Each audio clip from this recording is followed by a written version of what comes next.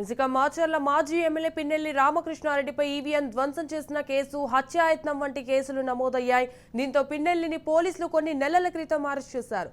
June 26 నుంచి పిన్నెల్లి నెల్లూరు జైలులోనే ఉన్నారు.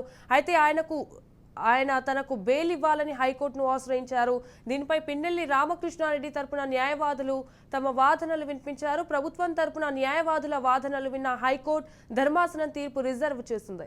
ఇవాళ బెయిల్పై తీర్పు చెప్పనుంది. జిల్లా కోర్టులో 2 సార్లు పిన్నెల్లి బెయిల్ పిటిషన్ కొట్టివేశారు.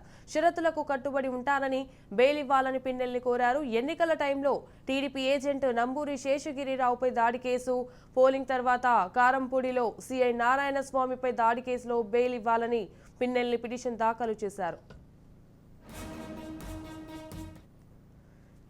ఇదే అంశంపై మరింత సమాచారాన్ని మా ప్రతినిధి క్రాంతి ఫోన్ ద్వారా అందిస్తారు. క్రాంతి, చెప్పండి. మాచర్ల మాజీ ఎమ్మెల్యే పిన్నెల్లి రామకృష్ణారెడ్డిపై ఈవీఎం ధ్వంసం చేసిన కేసు, హత్యాయత్నం వంటి కేసులు నమోదయ్యాయి. దీంతో పిన్నెల్లిని పోలీసులు కొన్ని నెలల క్రితం అరెస్ట్ చేశారు. ఇవాళ బెయిల్ వచ్చే అవకాశం ఉందా? ఈ రోజు హైకోర్టులో పిన్నెల్లి రామకృష్ణారెడ్డికి సంబంధించిన బెయిల్ పిటిషన్ పైన న్యాయమూర్తి తీర్పిచ్చే అవకాశం ఉంది.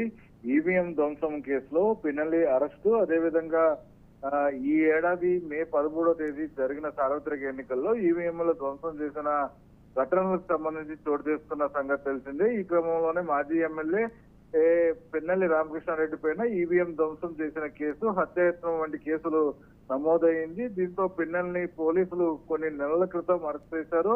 జూన్ 26 నుంచి పిన్నెల్లి నెల్లూరు జిల్లా జైల్లోనే ఉండటం జరిగింది. అయితే ఆయన తనకు బెయిల్ ఇవ్వాలి అంటూ కూడా హైకోర్టుని ఆశ్రయించారు. దీనిపైన పిన్నెల్లి రామకృష్ణారెడ్డి తరపున న్యాయవాదులు తమ వాదనలు వినిపించారు. ప్రభుత్వం తరపున న్యాయవాదులు కూడా న్యాయవాదుల వాదనలు విన్న హైకోర్టు ధర్మాసనం తీర్పు రిజర్వ్ చేసిన పరిస్థితుంది. అయితే తీర్పుకు సంబంధించి ఈ రోజు బెయిల్ పై తీర్పు వెలువడే అవకాశం ఉంది. జిల్లా కోర్టులో 2 సార్లు పిన్నెల్లి బెయిల్ పిటిషన్ కొట్టేసిన నేపథ్యంలో షరతులకు కట్టుబడి ఉంటారని బెయిల్ ఇవ్వాలంటూ కూడా పిన్నెల్ని హైకోర్టుని ఆశ్రయించడం జరిగింది. ఎన్నికల టైంలో టీడీపీ ఏజెంట్ నంబూరి శేషగిరిరావుపై దాడి కేసు, పోలింగ్ తర్వాత కారంపూడిలో సీఐ నారాయణ స్వామి పైన దాడి కేసులో బెయిల్ ఇవ్వాలంటూ కూడా పిన్నెల్ని పిటిషన్ లో దాఖలు చేసిన సంగతి తెలిసిందే.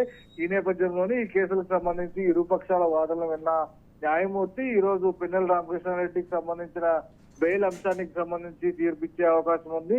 పిన్నెల రామకృష్ణారెడ్డి ఏదైతే కింద కోర్టులో కొట్టేసిన బెయిల్ పిటిషన్ లో హైకోర్టు పిన్నెల వాదనల్ని ఏకీభవించి బెయిల్ ఇస్తుందా, లేదు ఏపీ ప్రభుత్వ న్యాయవాదుల వాదనలు వినిపించి బెయిల్ పిటిషన్ కొట్టేస్తుందా అనేది కూడా మరికొచ్చేపట్లో తెలియ అవకాశం అయితే ఉంది.